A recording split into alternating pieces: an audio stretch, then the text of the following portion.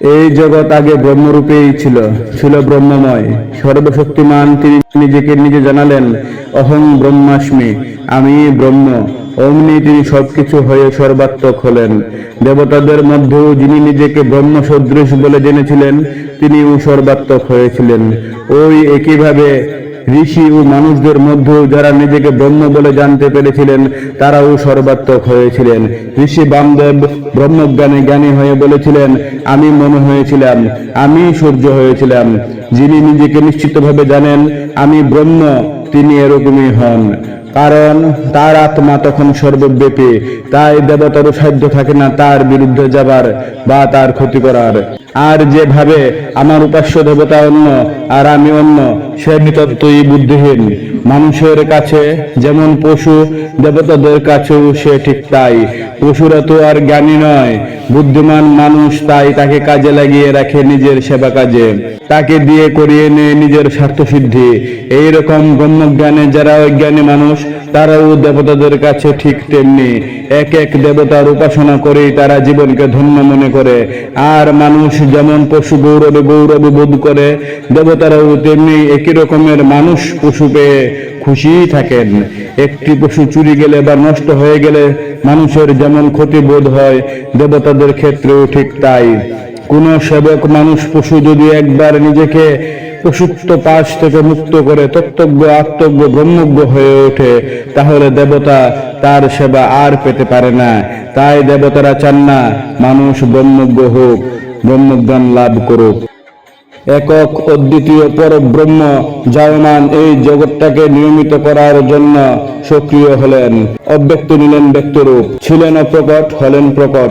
প্রথমে বর্ণরূপে শ্রেয়রূপী ক্ষত্রিয়কে তিনি প্রথম সৃষ্টি করলেন।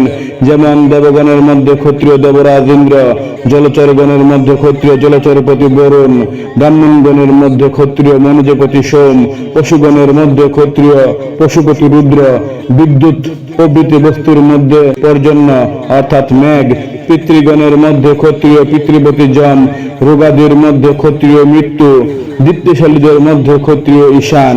ক্ষত্রিয়রাই শ্রেষ্ঠ রাজসূয় যজ্ঞে, তাই ব্রাহ্মণ ঋত্বিকের স্থান ক্ষত্রিয়ের নিচে। ব্রাহ্মণ অসংকোচে তাকে উচ্চাসনে বসিয়ে নিজের যশ দিয়ে তাকে যশস্বী করেন। ক্ষত্রিয় হয় যশ সমৃদ্ধ। আবার ব্রহ্ম অর্থাৎ ব্রাহ্মণই হলেন ক্ষত্রিয়ের উৎপত্তির কারণ। রাজসূয় যজ্ঞে শ্রেষ্ঠতা লাভ করলেও যজ্ঞের শেষে কিন্তু ব্রাহ্মণকেই আশ্রয় করে থাকে। তাই যে ব্রাহ্মণকে হিংসা করে, সে নিজের উৎপত্তি স্থলকেই হিংসা করে। শ্রেষ্ঠ ব্যক্তিকে হিংসা করলে যে পাপ হয়, তার চেয়েও বেশি পাপের ভাগী হয় সে যে ব্রাহ্মণ বিদ্বেষী।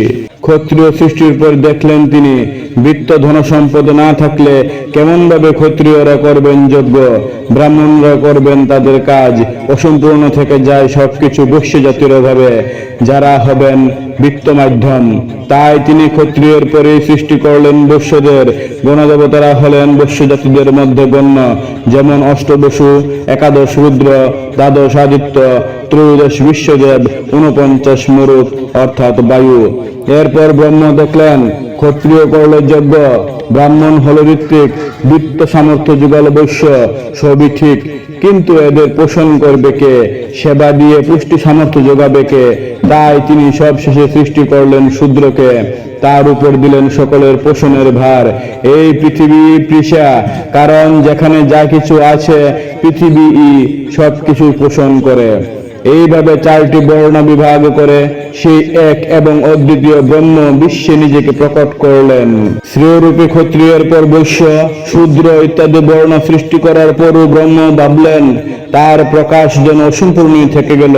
কাকে অবলম্বন করে এরা থাকবে, আপন আপন কর্ম করবে? অনেক ভেবেচিন্তে তখন তিনি শ্রেয়রূপে ধর্মকে সৃষ্টি করলেন। শ্রেয়রূপে ক্ষত্রিয় অপর বর্ণের নিয়ন্তা, ধর্ম ক্ষত্রিয়েরও নিয়ন্তা।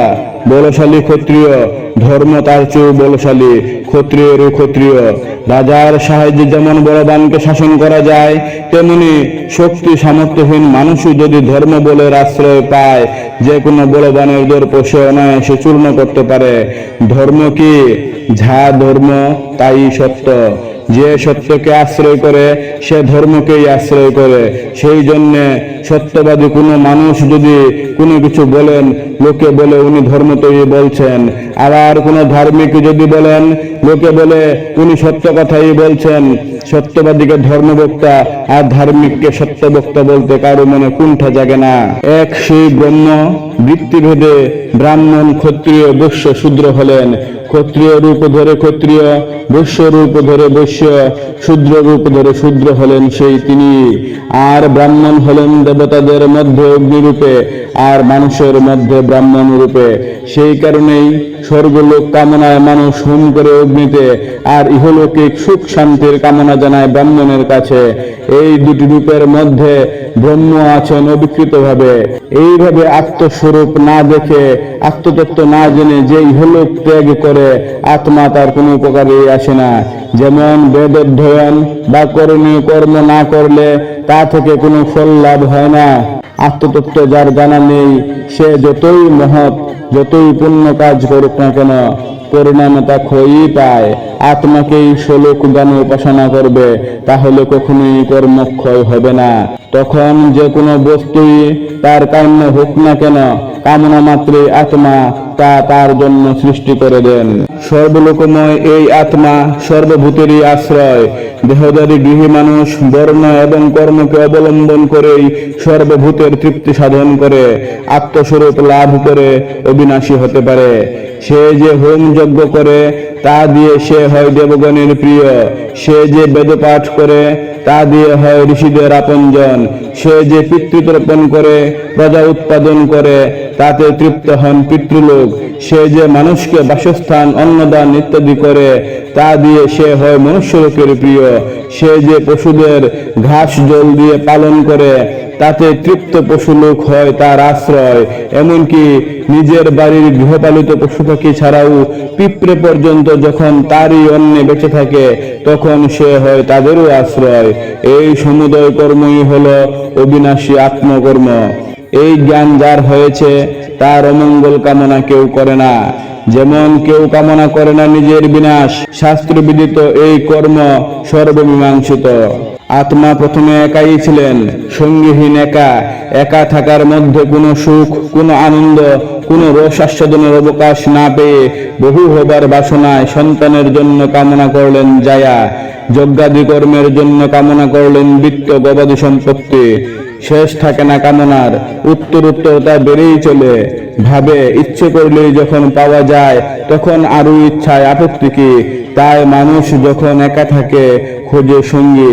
অকৃতদার পুরুষের মনে জাগে কামনা, চাই স্ত্রী সঙ্গ, চাই পুত্র সুখ, চাই সম্পদ। বিনাশশীল একটা শরীর বা দেহের সুখ স্বাচ্ছন্দ্যের জন্য যা যা প্রয়োজন, সবই তাকে কামলুলুপ করে তোলে। যতক্ষণ তার কাম্য বস্তু সব পাওয়া শেষ না হচ্ছে, ততক্ষণ তার মনে শান্তি আসে না, পূর্ণতার আনন্দও আসে না। অবিদ্যাই এই সব কামনার মূল। তাই তৃপ্তি বা প্রকৃত আনন্দ সেখানে কখনোই পাওয়া যায় না। পাওয়া যায় কখন? যখন এই অবিদ্যাকে অতিক্রম করে বিদ্যার ক্ষেত্রে, জ্ঞানের ক্ষেত্রে নিজেকে প্রতিষ্ঠিত করতে পারে। যে জ্ঞান তাকে জানাবে মনি আত্মা বা পতি, বাকি জায়া অর্থাৎ পত্নী, সন্তান হলো প্রাণ।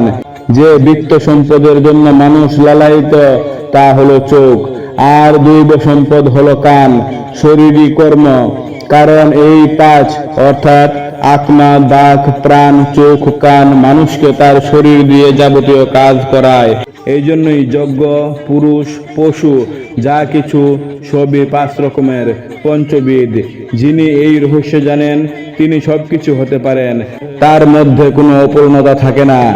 দয়ানন্দ সরস্বতী অহং ব্রহ্মাস্মির অর্থ করতে গিয়ে বলেছেন, আমি ব্রহ্মস্থ আছি। যুক্তি হিসাবে তিনি একটি বাক্যার্থ বিশ্লেষণ দিয়েছেন, মঞ্চাহ ক্রোশন্তি, মঞ্চগুলি ডাকিতেছে। জড় পদার্থ মঞ্চের কি ডাকার ক্ষমতা আছে? তবু যখন ডাকছে, তখন বুঝতে হবে মঞ্চস্থ মানুষ ডাকছে। এখানেও সেই এইরকম জীবের সঙ্গে ব্রহ্মের সম্মিলন হয়ে থাকে, কেননা তার মতে জীবের ব্রহ্মজ্ঞান হয়ে থাকে এবং মুক্তিতে জীব ব্রহ্মের সাক্ষাৎ সম্বন্ধ থাকে। জীব ব্রহ্মের সহচারী, জীব এবং ব্রহ্ম কিন্তু এক নয়।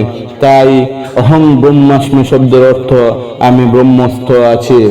এবার দেবতাদের প্রসঙ্গ। এখানে দেবতা বলতে পরম দেবতার কথা বলা হয়নি। মানুষের ইন্দ্রিয়াদির উপর আধিপত্য নিয়ে যারা দেবতা নামে পরিচিত হয়েছেন তাদের কথাই বলা হয়েছে। এখানে আরো বলা হয়েছে, যারা চান না তার দাস অপর কোনো শক্তিমানকে ভজনা করুক, তারা চান তার সেবক থাকুক স্বার্থমগ্ন, থাকুক বিমুখ বৃহৎ জগৎ হতে। এরই প্রতিধ্বনি শুনি আমরা শিবগীতার শ্লোকে।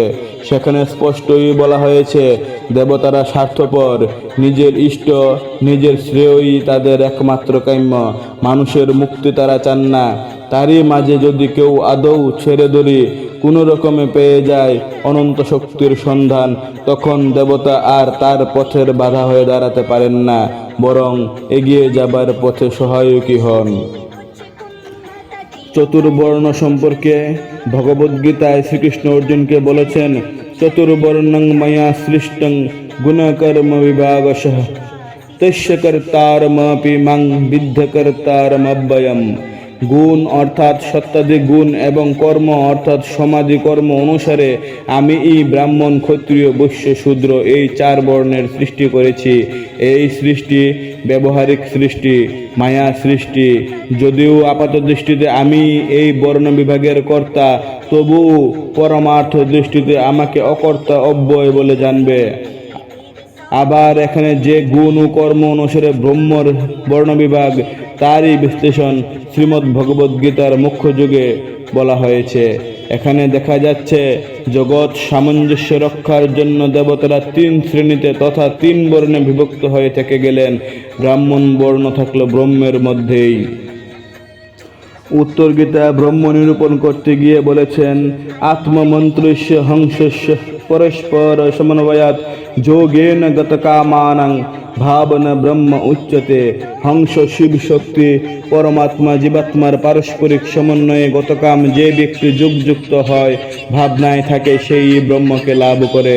ব্রহ্ম হলো অপরোক্ষ জ্ঞান ভাবনা।